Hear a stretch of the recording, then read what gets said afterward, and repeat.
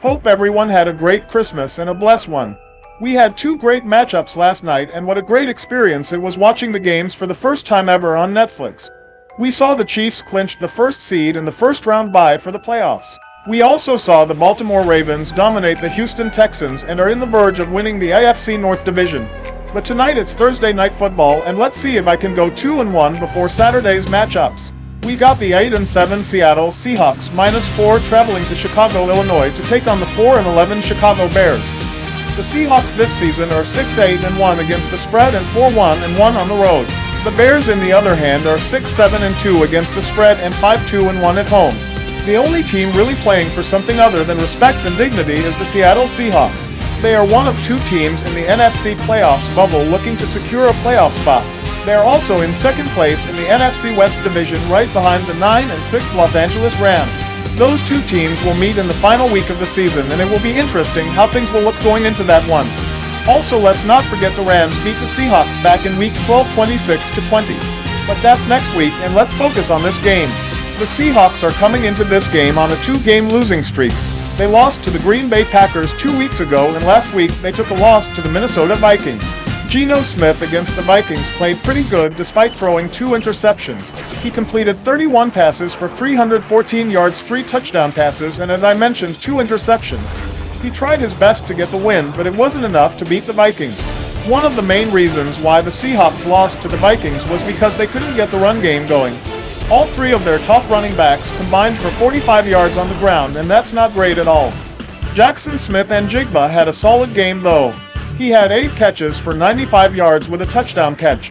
DK Metcalf also had an okay game. He had 3 catches for 57 yards and a touchdown catch.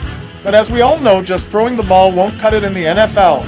Expect the Seahawks to try and establish the running game early with Kenneth Walker. If they're able to do that, then the airways are open for some deep strikes. Also expect the Seahawks defense to apply pressure on Bears QB Caleb Williams. Now let's get into these Bears. One would think how the Chicago Bears season would look if they kept Justin Fields instead of shipping him off to the Steelers. But what's done, it's done, and despite the Bears having the season they're having, they've competed in every game, even the ones they got brutalized. The Bears last week took on the 12-2 Lions, who are now 13-2 and tied with the Minnesota Vikings. Caleb Williams had a pretty good game despite the slow start against the Lions. He completed 26 passes for 334 yards, 2 touchdown passes, and no interceptions. He also rushed for 34 yards.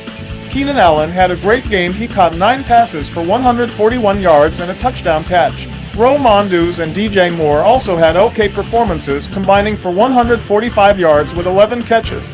But the Detroit Lions was too much for the Bears and handed them their 11th loss of the season, making it 9 straight games they lose this year. However, the Bears aren't playing for a playoff spot, but that don't mean they can't spoil others' postseason festivities. In order for the Bears to win this, they're gonna have to contain Geno Smith and make sure Kenneth Walker don't get going on the ground. Caleb Williams also has to utilize DeAndre Swift early and get him going on the ground. Last week, he combined for only 53 yards, 20 yards on the ground, and 33 yards through the air. Caleb Williams also has to be more mobile and use his legs. He can't hesitate on taking off if he sees an opportunity to run the ball and get the Seahawks defense on their heels. If they're able to do all those things, then I see them spoiling the Seahawks' opportunity for a playoff spot. Now for my pick on this one. I'm gonna with the team who has everything to lose, and that's the Seattle Seahawks. It's a must-win game for them, and if they win, they have a slight 14% chance of making the playoffs. Yeah, I know it's no a high percentage, but they'll still have life. And if the Rams lose this week, we can be looking for one great revenge game for the Seahawks in the season finale next week. Again, my pick is the Seattle Seahawks -4 on the road. I also have a few players props for this game. Starting off with the Seattle Seahawks players. Geno Smith over 200 yards passing, 2 touchdown passes, and 25 yards rushing. Kenneth Walker over 100 yards combined rushing and receiving 1 touchdown.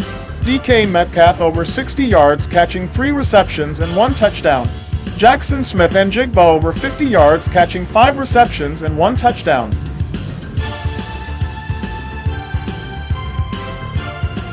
Now here are some props for the Chicago Bears players. Caleb Williams over 150 yards passing, 2 touchdown passes. DeAndre Swift 60+ yards rushing and receiving combined and 1 touchdown. Keenan Allen 50+ yards, 4 receptions, 1 touchdown. DJ Moore 60 plus yards, 5 receptions, 1 touchdown, and Rome Ondu's 25 plus yards and 3 receptions.